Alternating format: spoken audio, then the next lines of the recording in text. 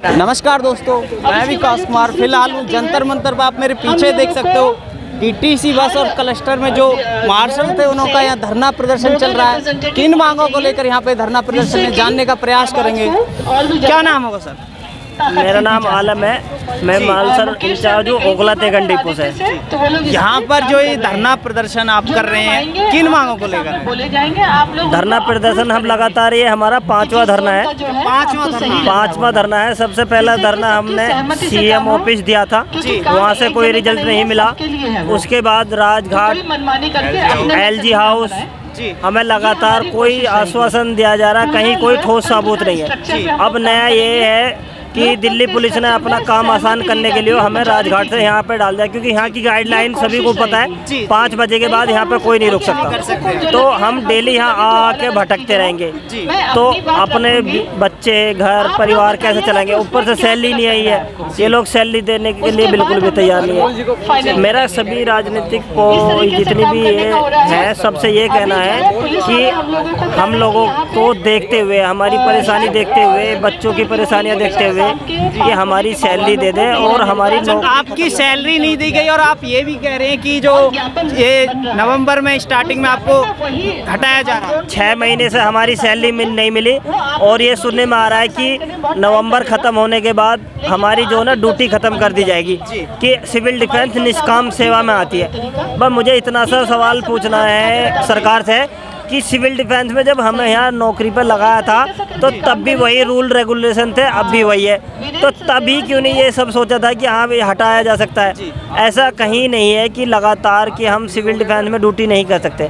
अब ये दिल्ली सरकार हटा रही है, सेंट्रल गवर्नमेंट हटा रही है, कौन हटाने के लिए बोल रहा है? सब राजनीतिक पार्टी जितने भी है सब मिले हुए हैं। ऐसा तो नहीं है चुनाव आ रहे हैं, चुनाव से पहले ऐसे अक्सर होता है। चुनाव से पहले ये ड्रामा सबके साथ चलता है और हमें बीच में आड़े डाल दिया।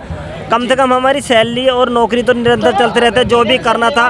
कहीं प्राइवेट जॉब में भी अगर आदमी रहता है ना, उसको भी 15 दिन 1 महीने का टाइम दिया जाता है ताकि वो अपना कहीं रोजगार देख ले दूसरे। अब डायरेक्ट अचानक में आप बोल दो भाई कल से तुम ड्यूटी खत्म है, तो बंदा कहाँ जाएगा? ऊपर से 6 महीने से नौकरी नहीं। तो राज्य सरकार, दिल्ली सरकार कोई बात कह रही है इस बारे को लेकर के आपको पक्का किया जाएगा या आपको कहीं और शिफ्ट किया जाएगा आपकी ड्यूटी? कोई सरकार कुछ भी नहीं कह रही, बस ऐसी थोड़ी बहुत न्यूज कटिंग में आ जा रहा है कि होम गार्ड की वैकेंसी निकाल दी है। बट होम गार्ड की अगर 10,000 वैकेंसी निकाली, आप ही मुझे ये बता दो कि 10,000 अगर वैकेंसी निकाली, उसमें नए फॉर्म भी आएंगे, तो नए फॉर्म भी आएंगे, रिटर्न है, एग्जाम है, सारी चीज़ क्लियर करेंगे, तो वो तो नॉर्मल बंदा चला जाएगा। तो हमें कहाँ से छूट मिल गई? अगर आपके हाथ में पावर है इतनी, आप चाहें तो हमें डायरेक्ट नियुक्ति पत्र दे देना कि हम कल से होम गार्ड में कन्वर्ट हो गए, आपका भी परेशानी खत्म होगी। नई भर्ती प्रक्रिया करोगे, बहुत सारे पैसा खर्च करोगे इधर उधर, वेस्ट करने से अच्छा है कि हमारा रोजगार भी चलता रहेगा, हमारे बच्चे भी तुम्हें दुआएं देंगे। तो गवर्नमेंट इस चीज़ पे ध्यान क्यों नहीं दे रही कि ये सारा चीज़ ना सोचते हुए डायरेक्ट ही होम गार्ड में कन्वर्ट कर देना? और अगर आपको वैकेंसी निकालनी है और बंदों के लिए, सबके लिए रोजगार होना चाहिए, अच्छी बात है, तो उनके लिए अलग से वैकेंसी निकाल दें, हमें अलग से नियुक्त कर दें वहाँ पे होम गार्ड में जो हम लगे हुए हैं। तो कितने लोग प्रभावित हो रहे हैं इस फैसले से? सारे के सारे फैसले से सबको हटाया जा रहा है? सबको, जितने भी सिविल डिफेंस में टोटली सबके बारे में बात है, सभी हटा दिए जाएंगे। सभी को हटाने की बात चल रही है, लेकिन कोई भी एक भी ठोस लेटर नहीं है। ये इस डर से लेटर वगैरह नहीं जारी कर रहे ताकि बहुत ज़्यादा बवाल होगा, ये होगा। मेरा यही कहना है कि आप ना डायरेक्ट ये कर दें कि आप ना हमें एक तो खुशखबरी दे दो, कम से कम हम सैलरी को लेकर 6 महीने से परेशान है, कम से कम हमारी नौकरी तो मत छीनो। हम इस सहारे से 6 महीने से झेलते आ रहे थे, चलो हमारी नौकरी तो चली रही, पैसे भी आए जाएंगे, लेकिन अब तो डबल प्रॉब्लम में हमें डाल दिया। हम कैसे कैसे जलेंगे? बिजली का सैलरी रोक रखी है और नौकरी से भी हटा रही है। हाँ, दोनों चीज़ों से हमें जो ना बेकार कर दिया, हमें कहीं का नहीं छोड़ा है सरकार ने। यहाँ तक कि इस देश में यूँ हाल है, हम दूसरे देशों को अगर इन बारे में पता लगेगा, मैं मोदी जी से ये कहना चाहता हूँ को कैसा प्रभाव पड़ेगा। तो उन पे बहुत ज़्यादा पावर है, वो चाहे तो एक ऑर्डर में सबकी जान बचा सकते हैं, सबकी नौकरी। जैसा कि आप कह रहे हैं 6 महीने से सैलरी नहीं मिली, तो उस दौरान आप अपना खर्चा, परिवार कैसे चला पा रहे हैं? हम क्रेडिट कार्ड से लोन ले रहे हैं, इधर उधर से ले रहे हैं, लेकिन अब जो ना बिल्कुल ही सर से ऊपर से जा रहा है पानी, क्योंकि उन्हें देने के लिए पैसे नहीं बचे, किस्त भरने के लिए पैसे नहीं बचे। कई बंदे तो हमारे जो ना मर भी गए, बहुत ज़्यादा बुरा हाल है, मतलब बताने लायक नहीं है। वो बातें हैं कि जो बयान नहीं कर सकते, इतना दर्द भरा हुआ है अंदर।